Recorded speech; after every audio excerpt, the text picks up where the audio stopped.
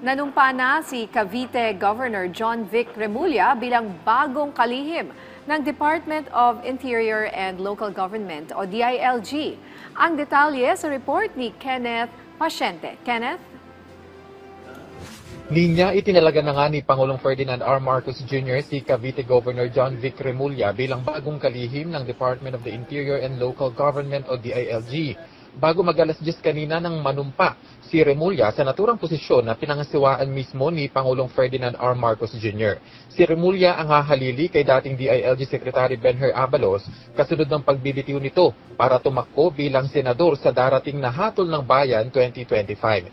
Sa isang Facebook post, iginiit ni Remulla na malugod niyang tinatanggap ang hamon para makapaglingkod sa buong bansa.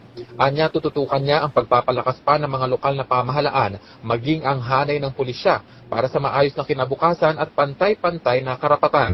Gayunman, iginiit niya na mas madaling makakamit ang mga adhikaing ito sa pamamagitan ng pagtutulungan ng pamahalaan kasama na ang publiko. Kumpiyansa naman si Remulla na iiwan niya ang Cavite ng nasa mabuting kalagayan matapos ang paninilbihan dito ng nasa 29 na taon. 11.5 taon dito ay ang pagiging gobernador. Si Cavite Vice Governor Athena Briana Delgado Tolentino naman ang magiging bagong gobernador ng lalawigan. At yan na muna ang latest. Balik sa iyo, Ninya. Maraming salamat, Kenneth Pasyente.